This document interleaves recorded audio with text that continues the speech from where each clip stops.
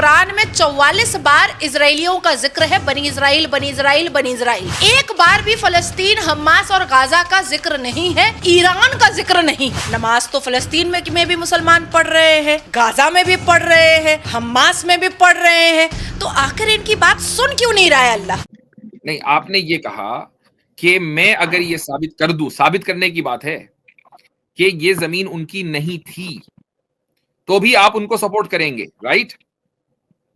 जी नहीं, वो जमीन उनका बोल रहे, आपका कुरान दलील दे रहे हैं उसको। आप कुरान में सूरा बकरा वर्स 40, मैं जब साबित कर दूंगा तो मैं बताऊंगा, जानूंगा ना कौन सी दलील है। मैं जब ये साबित कर दूंगा तब भी सपोर्ट करोगे? आप पहले करना है ना। नहीं, पहले बताओ, टाइम वेस्ट नहीं करना ना। आप साबित करें तो नहीं करूंगा। मैं साबित करूं तो नहीं करेंगे, ठीक है, बहुत अच्छी बात है, वेरी गुड। तो भाई 1940 में जरा मुझे इजराइल मैप पर दिखाओ। नहीं, फिजिकली नहीं है ना। क्यों नहीं है? कहां चला गया? अरे पूरा मुल्क कैसे गायब हो गया? ये किधर गया भाई?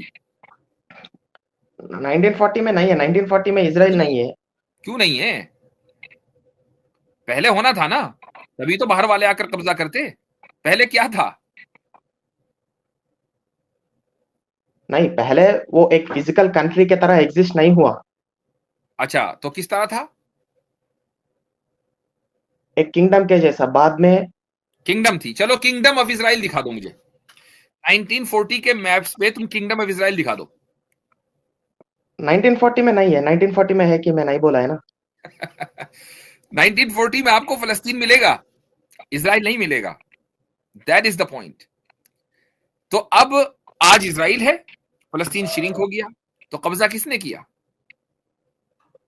आप किंगडम विंगडम जो भी है दिखाओ भाई, हिस्ट्री में किधर है?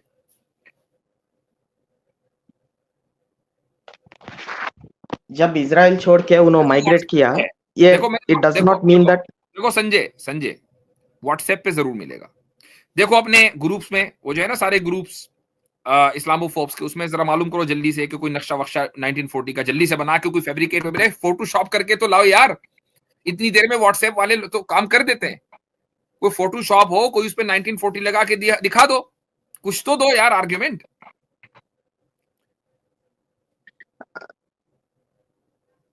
फिर कुरान में फलस्तीन है क्या? कुरान में इजराइल है।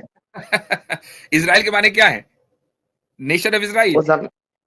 That land belongs to the Bani Israel. Even Quran says that. अच्छा, बनु इजराइल के माने क्या है? इजराइल के माने इजराइल देश है? नहीं, फिर यहूदी को रेफर कर रहे हैं ना भाई। इस्राइल के माने है अल्लाह का बंदा। किसका लक़ब है? याकूब अलैहिस्सलातु वस्सलाम का। ठीक है, याकूब अलैहिस्सलातु वस्सलाम कौन है? हम मानते हैं याकूब अलैहिस्सलातु वस्सलाम को नबी, हम मानते हैं इसहाक अलैहिस्सलातु वस्सलाम को नबी, हम मानते हैं मूसा अलैहिस्सलातु वस्सलाम को नबी। उनके बगैर मुसलमान ही नहीं हो सकते जब तक न माने।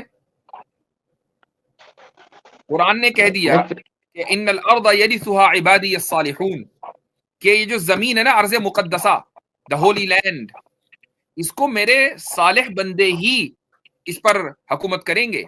ये मेरे सालिह बंदों की है, नहीं, सालिह का मतलब नेक बंदों की है। सालिह का लफ्ज बता रहा है कि जो खुदा के रसूल के रास्ते पर हो वही सालिह है। बस चलें, अब मैं फॉर एवरीवन्स रेफरेंस मैं अपनी बात बता दूं कि शायद पिछले साल ही की बात है, जब ये सारे हालात शुरू हुए अक्टूबर में, तो उसके फौरन के बाद मेरी एक वीडियो आई थी कि फलस्तीन पर किसका हक। ये वीडियो मौजूद है मेरे चैनल के ऊपर, मौजूद है। मेरा नाम डालेंगे फलस्तीन पर किसका हक, तो इंशाल्लाह पूरा लेक्चर आ जाएगा। उसमें मैंने 10 दलाइल दे दिए हैं कि किसका हक है। हाँ, लेकिन संजय को तो व्हाट्सएप वाली यूनिवर्सिटी की मालूमात चाहिए भाई। वो हम नहीं, आज अब मुस्लिम्स मानते हैं क्या उन्होंने बनी इजराइल? मुस्लिम्स उनको बनी इजराइल आइडेंटिफाई करते हैं क्या? ओ भाई बस हो गया। अब ऐसा है संजय, अच्छा हजरत, मैं भी इसमें बात का, आपने एक वीडियो बनाई है उसमें वो भी है, और एक चीज और, बाइबल से ही ये साबित होता है कि जो फलस्तीनी है वो वहाँ पे पहले से मौजूद है और वो हमेशा वहाँ मौजूद रहेंगे। ان کو اگر اس پس منظر سے دیکھا جائے کہ یہودی ہٹائیں گے تو ایسا نہیں ہوگا، بلکہ بائبل کے حوالے سے بات ملتی ہے کہ یہ فلسطینی یہاں پہ جو ہے وہ نوح علیہ السلام کے بعد کے زمانے سے موجود ہیں اور وہ ہمیشہ وہاں رہیں گے. لو آپ کے لیے کامنٹ بھی آ گیا، بہت زبردست ہے. ٹھیک ہے، چلو انجوائے کرو. اچھا، آپ نے دو باتیں کی ہیں. ایک تو ان جنرل ٹرمز کی آپ نے، وہ یہ کی کہ دنیا میں ایول کا وجود ہے، سفرنگ ہے، پین ہے، تو اس لیے مجھے نہیں لگتا کہ خدا جو ہے وہ انٹرفیئر کر رہا ہے. اور آپ نے اس کی مثال کے طور پر دوسری بات یہ کی کہ فلسطین میں ظلم ہو رہا ہے. ظلم تو مانتے ہیں نا ہو رہا ہے؟ بالکل ہو رہا ہے، بہت زیادہ ہو رہا ہے، بہت زیادہ ہو رہا ہے. اچھا، سب سے زیادہ میں سمجھتا ہوں کہ اس وقت اگر کہیں دنیا نے ناانصافی کی ہے تو وہ فلسطینیوں کے ساتھ کی ہے کہ بچے مر رہے ہیں، عورتیں مر رہی ہیں، لیکن سب اپنی آنکھیں بند کر کے بیٹھے ہیں. رائٹ؟ وہ سب جب میں دیکھتا ہوں کسی ایک بچے کا بھی کیوں نہ ہو، بندہ دیکھتا ہے تو ایسا ہو جاتا ہے، اندر سے پورا ہل جاتا ہے، کیوں ایسا ہو رہا ہے. آپ کو معلوم ہے کہ جن لوگوں کے اوپر یہ ظلم ہو رہا ہے ان کا ایمان اتنا ہی مضبوط ہو رہا ہے خدا کے اوپر. ہاں، اور یہ چیز بھی مجھے بہت حیران کر رہی ہے کہ ان کو اس چیز پہ جب میں کوئی ویڈیو دیکھتا ہوں اس طرح سے تو وہ اللہ اللہ کر رہے ہوتے ہیں. تو جی ہاں، تو اب آپ بتائیں کہ جن کے اوپر کوئی ظلم نہیں ہو رہا ہے، جو اپنی زندگی آرام سے مزے سے گزار رہے ہیں، وہ تو متاثر ہو رہے ہیں کہ یار پتہ نہیں خدا ہے کہ نہیں. اور جن پر ظلم ہو رہا ہے اور اوپر سے راکٹ برس رہے ہوں، وہ ان کا ایمان مضبوط ہو رہا ہو. یہ کیا وجہ ہے؟ یہی پہ کنفیوژن ہے کہ کیسا، مطلب مجھے سمجھ نہیں آ رہا، میں بہت کنفیوز ہو رہا ہوں. ٹھیک ہے، میں وہی بتانا چاہ رہا ہوں آپ کو کہ دیکھیں، پین اور سفرنگ جو ہے وہ اس دنیا کا لازمی حصہ ہے. ٹھیک ہے، لیکن یہ میں آپ کو بتا دوں کہ اس دنیا میں سفرنگ اور پین پلیجر سے کم ہے. اگر آپ ریشیو دیکھیں گے تو ایک انسان کو جو آسانی سہولت ملی ہوئی ہے، وہ عمومی بات کر رہا ہوں میں، ہر ایک پرٹیکولر شخص کی بات نہیں کر رہا ہوں، وہ زیادہ ہے. اور انسانوں کو جو سفرنگ ہے وہ اس کا ریشیو کم ہے. لیکن یہ سفرنگ ہونا ایک انسان کی بھلائی کے لیے ضروری ہے. اس کو ایک مثال سے میں بتا دیتا ہوں. سونا جو ہے اس وقت تک کہ ویلیوبل نہیں ہوگا جب تک کہ آپ اس کو بھٹی میں جلا کر اس پر ہتھوڑے نہ برسا دیں. یہ ضروری ہے. اسی طریقے سے ایک انسان کا ایمان اسی وقت اپنے عروج پر پہنچتا ہے کہ جب اس کی زندگی کے اندر تھوڑی بہت پریشانیاں ہوں اور ان پریشانیوں کے بعد وہ اللہ تعالیٰ کا شکر ادا کرے تو ایمان پھر اس کا نہایت مضبوط ہے. ہم یہ سمجھتے ہیں کہ ہم جنت میں رہ رہے ہیں، اور جس طرح جنت کے اندر کوئی پریشانی نہیں ہوگی تو اس دنیا میں بھی کوئی پریشانی نہیں ہونی چاہیے. اگر آپ یہ سمجھتے ہیں تو ظاہر ہے کہ آپ نے اسلام کا جو ایکچوئل عقیدہ ہے وہ نہیں سمجھا. لیکن اگر اس دنیا میں ہے اور دنیا نام ہی خیر اور شر کے مجموعے کا ہے کہ ادھر اچھائی بھی ہے اور برائی بھی ہے، دونوں کا مجموعہ یہاں پر ہے، تو پھر کچھ لوگ سفر کریں گے اور کچھ لوگ سفر نہیں کریں گے. اگر یہ سفرنگ نہ ہو تو پھر ٹیسٹ کیسے ہوگا ایک انسان کا؟ مجھے بتائیے. Make sense. اچھا، ایک چیز اور ہے، اگر اس دنیا کے بعد آخرت نہ ہو تو آپ اپنے آرگومنٹ میں جسٹیفائڈ ہیں، اور اگر اس دنیا کے بعد آخرت، اس میں ایک پوائنٹ میں جوڑنا چاہتا ہوں کہ اگر ہم قرآن کو پڑھیں گے نا تو قرآن میں جسٹ سیکنڈ، وہ شاید آپ کو ان کی آواز نہیں آئی، لیکن میں ان کی بات مکمل کرنا چاہوں گا، عمران کی جو ایتھیسٹ ہیں، اور اس کے بعد پھر عاصم بھائی میں آپ کی طرف مائک کروں گا. وہ یہ کہہ رہے ہیں کہ اگر اس کے بعد آخرت نہ ہوتی تو آپ اپنے اس کنسرن میں جسٹیفائڈ ہوتے کہ یار ایک ہی زندگی ہے، اسی میں پریشانیاں. لیکن جب آخرت موجود ہے تو جس کو یہاں سفرنگ ہے اور اس سفرنگ میں وہ خدا کا شکر ادا کر رہا ہے اور اس کا ایمان بڑھ رہا ہے، تو اس کے لیے وہاں اتنا ہی زیادہ پلیجر ہے اور سہولتیں ہیں. تو پھر آپ کا جو کنسرن ہے وہ جسٹیفائڈ نہیں ہے. یہ وہ کہنا چاہ رہے تھے. جی عاصم بھائی، سوری. جی تو میں بس یہ عرض کر رہا تھا کہ اگر ہم پلیزر اینڈ پین کے کانسیپٹ کو اسلام میں دیکھیں گے، اگر قرآن کا مطالعہ کریں گے، تو دونوں کے بارے میں اللہ تعالیٰ کہتے ہیں کہ دونوں جو ہے وہ ٹیسٹ ہے. یعنی کہ آپ کا جو پین ہے وہ بھی ٹیسٹ ہے اور آپ کا جو پلیزر ہے وہ بھی ٹیسٹ ہے. کہ اللہ تعالیٰ کہتے ہیں قرآن میں کہ ہم جو ہے وہ بھوک سے آپ کو آزمائیں گے، ہم جو ہے وہ مال کے گھاٹے سے ہم آپ کو آزمائیں گے. اسی طرح اللہ تعالیٰ جو نعمتیں ہیں جس کو ہم یعنی پلیزر کے سینس میں لیتے ہیں، جیسے مال کا حاصل ہونا ہے نا، بیوی کا ہونا، بچوں کا ہونا، یہ سب یعنی کہ جس کو ہم اچھے یعنی کہ خیر کے کیٹیگری میں رکھتے ہیں دنیا کے اعتبار سے، میٹریلسٹک پلیزر ہے سب.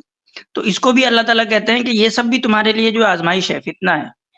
تو سینسلیس بھائی دیکھیں، یہ جو پورا کا پورا ہمارا سائیکل ہے اس دنیا کے اندر جو خیر و شر کا ہے، وہ اٹ سیلف وہ ایک آزمائش ہے. مطلب کہ اگر آپ اس کو آزمائش کے کانسیپٹ سے نکال دیں گے تو مطلب وہ پھر سینس نہیں بنتا اس کا.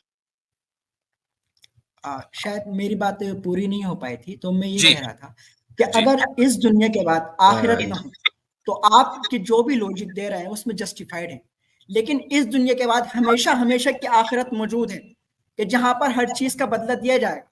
اس لیے یہ کہہ دینا کہ بھائی ایول بہت ہے اس وجہ سے میں خدا کو ماننے میں میرا مطلب خدا ہے کہ نہیں ہے اس پر میں یقین نہیں کر پا رہا ہوں، یہ انجسٹیفائڈ ہے.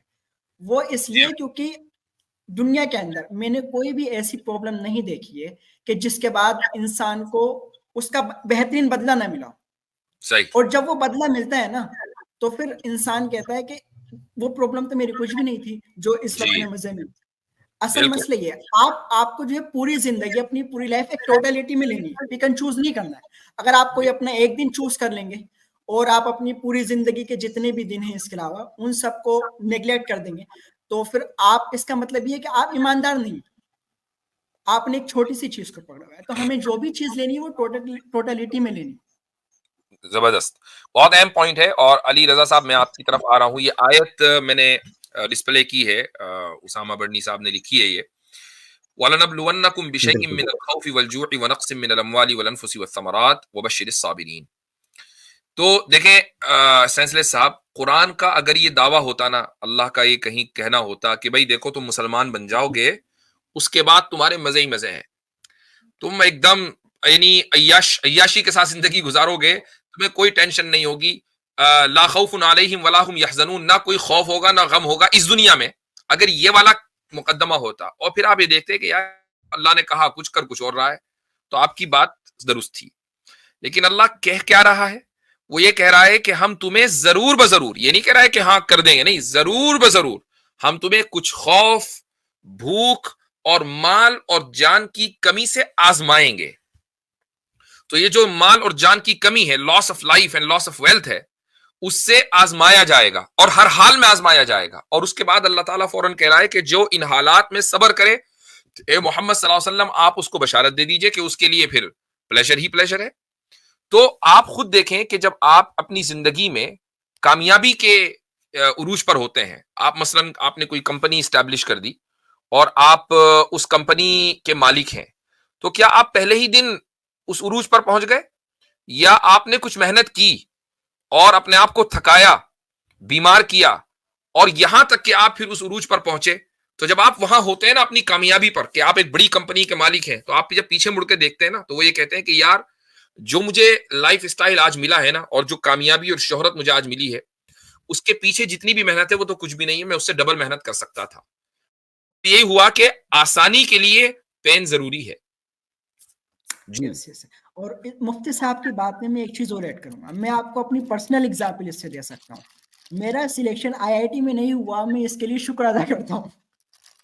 اوکے ٹھیک ہے، زبردست. کیونکہ مجھے معلوم ہے اگر مطلب جو کچھ ابھی میں نے اچیو کیا ہوا ہے، اگر میں آئی آئی ٹی میں ہوتا تو شاید میں وہ نہیں کر پاتا. اور جبکہ آئی آئی ٹی میں سلیکٹ نہ ہونے کی وجہ سے آپ کو بڑا افسوس ہوا ہوگا کہ یار سلیکشن نہیں ہوا. جی مطلب مجھے لگتا تھا کہ یار مطلب زندگی کیا ہے، میں نے اتنی محنت کی ہوئی ہے. کیونکہ میں میتھمیٹکس کا اسٹوڈنٹ تھا گریجویشن میں، اور مجھے ایم ایس سی کرنی تھی آئی آئی ٹی سے، تو میرا آئی آئی ٹی جے میں سلیکشن نہیں ہو پایا. لیکن میرا کمپیوٹر سائنس میں ہو گیا بہت اچھی یونیورسٹیز میں، تو میں نے وہاں پر کمپیوٹر سائنس میں لیا اور آج میں بہت خوش ہوں. تو اگر میں آئی آئی ٹی میں شاید اگر میتھمیٹکس میں چلا جاتا تو میں شاید اتنا اچیومنٹ میرے پاس نہیں ہوتا، یا میں اتنا سیٹسفائیڈ نہیں ہوتا جتنا میں آج ہوں. زبردست. جی علی رضا صاحب آپ کچھ کہہ رہے تھے. جی حضرت، میں یہی عرض کرنا چاہتا تھا کہ ہمارے سینسلیس بھائی جو ہیں، اگر انہوں نے اسلام کے اوپر ریسرچ کی ہوتی اور ریسرچ کر کے اسلام سے دور ہوئے ہوتے تو مزہ بھی آتا. جیسا کہ آپ نے فرمایا، بہت خوبصورت شاندار پوائنٹ ہے، میں یہی رکھنا چاہتا تھا کہ سینسلیس بھائی ہمارے پاس تشریف لاتے اور کہتے یہ دیکھیں، یہ قرآن پاک میں اللہ تعالیٰ نے وعدہ کر رکھا ہے کہ مسلمانوں کے اوپر یا دنیا میں کسی کے اوپر جب کوئی ظلم ہوتا ہے اور وہ ظلم انسان کرتا ہے، اگر وہ ظلم انسان کرتا ہے تو میں اوپر سے کوئی فوج بھیج دیتا ہوں فرشتوں کی اور وہ تہس نہس کر کے رکھ دیتے ہیں. یہ ہمارے سامنے رکھتے دعویٰ رکھ کے کہتے ہیں دیکھیں جی یہ کیا ہو رہا ہے. پھر تو ان کی بات تھی ٹھیک. ایک پوائنٹ ماشاءاللہ بڑے اچھے طریقے سے آپ نے یہ ایکسپلین کیا. دوسری چیز یہ ہے کہ جب انسان ایسے کرتے ہیں، انسان اعمال کے لحاظ سے جب اللہ نے اس کو آزاد پیدا کیا تو اللہ نے پھر انسانی مسائل جو بنیں گے ان کے بارے میں سلوشن پیش کیے. فار ایگزامپل ظلم موجود ہے. سینس لیس بھائی نے اگر اسٹڈی کیا ہوتا تو یقیناً جو اسلام نے سلوشن پیش کیا ظلم کو ختم کرنے کا وہ بڑا شاندار ہے، اور وہ مجھے کہیں اور دکھائی نہیں دیتا. اور اس میں اللہ تعالیٰ نے مسلمانوں کو مخاطب نہیں کیا، اور مسلمانوں کو بھی ایک چیز سمجھائی کہ غلط معاملے میں اگر تمہاری قوم ظلم کر رہی ہے، کوئی ظلم کا ارتکاب کر رہی ہے تو تم نے اس کا ساتھ نہیں دینا.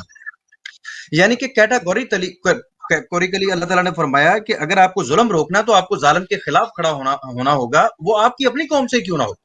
آج اگر اس تجویز کے اوپر ساری قوم سارے انسان عمل کریں تو میرا خیال ہے کہ سینس لیس بھائی ظلم ختم ہو سکتا ہے. یہاں پر ہم نے انسانی ذمہ داریاں اپنی نہیں نبھائیں اور ہم اپنی ذمہ داریوں کا بوجھ بھی بار بھی اللہ پہ ڈالنا چاہتے ہیں.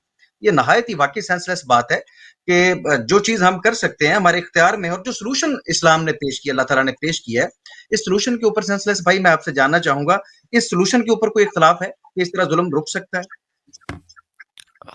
بالکل نہیں، اس پہ کوئی اختلاف نہیں، اور اس بات سے تو کافی ساری چیزیں مجھے سمجھ میں آ گئی کہ کس طرح سے چلتا ہے. ایک چیز میں آپ کو اور بتاؤں، ایک پوائنٹ ایڈ کرنا چاہوں گا سینس لیس صاحب، وہ یہ مجھے بتائیے کہ کیا انصاف ایک اچھی چیز ہے آپ کے نزدیک یا نہیں؟ انصاف تو ہونا چاہیے، اس چیز کو تو ہر کوئی یہ سمجھے گا. جسٹس سے کوئی بھی آدمی یہ نہیں کہہ سکتا کہ یار جسٹس بہت خراب چیز ہے، اچھی چیز ہے نا. بالکل. اچھا، اب اگر مان لیں کسی ملک میں کوئی جرم نہ ہوتا ہو، کوئی ظلم نہ ہوتا ہو، کوئی پین نہ ہو، کوئی برائی نہ ہو، تو کیا آپ کبھی انصاف قائم کر سکیں گے؟ نہیں. انصاف قائم ہوتا ہی اس وقت ہے جبکہ اچھائی بھی ہو اور برائی بھی ہو، تو آپ اچھائی کو برائی کے اوپر غالب کر دیں اور برائی کو روک دیں تو انصاف قائم ہوگا نا. تو اگر دنیا میں پین اور سفرنگ نہ ہوتی، کسی بھی طریقے سے نہ ہوتی، تو اس دنیا میں انصاف ممکن نہیں تھا. جبکہ ایک انصاف جو ہے وہ ایک اعلیٰ ترین کوالٹی ہے، تو انسانیت جو ہے اس اعلیٰ ترین کوالٹی سے محروم ہو جاتی. میں سمجھ گیا، اور اس بات سے مجھے کافی ساری چیزیں سمجھ آ گئی. بہت شکریہ. حضرت یہاں پر آیت بھی ہے، اللہ تعالیٰ نے فرمایا کہ کسی قوم کی دشمنی تمہیں اس بات میں آمادہ نہ کر دے کہ تم انصاف کرنا چھوڑ دو. وَلَا يَجْرِمَنَّكُمْ شَنَآنُ قَوْمٍ عَلَىٰ أَلَّا تَعْدِلُوا. یہ قومیت کا جو تصور ہے اس کو بھی اسلام نے برے طریقے سے ڈیبنک کیا اور عدل کی بنیاد کے اوپر ایک سوسائٹی کو استوار کرنے کی ریکویسٹ کی. جی ہاں، بالکل زبردست. تو بھائی اب مجھے بتائیے سینس لیس صاحب کہ جب آپ کا یہ سوال حل ہو گیا تو اب کیا خدا کا وجود تو آپ مانتے ہی ہیں، سپریم پاور کا، سپریم بینگ کا، اب یہ بھی ثابت ہو گیا کہ سپریم بینگ ہماری زندگی میں دخل دیتا ہے. برائی، سفرنگ اور پین کا ہونا اس بات کا ثبوت نہیں ہے کہ خدا ہماری زندگی میں دخل انداز نہیں ہے نا؟ ٹھیک، یہ ثابت ہو گیا، یہ آپ نے مان لیا؟ جی مان لیا. ٹھیک، اب اس کے علاوہ اور کیا چیز ہے؟ مفتی صاحب ایک حدیث ہے، اس کا اگر آپ اجازت دے تو اس کا مجھے تھوڑا سا بتا دیجیے گا. میں بتا دوں گا، حدیث کا بھی میں بتا دوں گا. میں آپ سے اس لیے حدیث کا میں نے آپ کے سوال انٹرٹین نہیں کیا کیونکہ حدیث ایک بہت بات کی چیز ہے. میں نہیں کہہ رہا ہوں حدیث اہم نہیں ہے. اہم کیا چیز ہے کہ بھائی خدا کی ذات اور اس کی جو ایٹریبیوٹس ہیں، اس کی جو کوالٹیز، اس کی جو صفات ہیں، پہلے آدمی کا اس پر ایمان صحیح ہونا چاہیے، اس کا وہیں پر ایمان نہیں.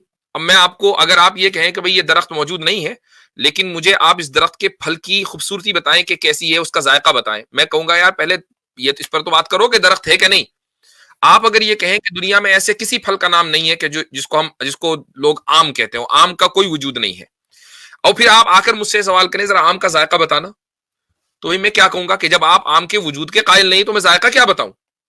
تو اس لیے میں نے آپ کے اس حدیث والے کوشچن کو انٹرٹین نہیں کیا اور میں آپ کو بنیاد پر لے کر گیا. اور ابھی بھی میں آپ سے یہی کہوں گا کہ اگر آپ کے سوال بنیادی ہیں، خدا کے وجود، خدا کی صفات، رسول کی رسالت، جو بنیادی عقائد ہیں،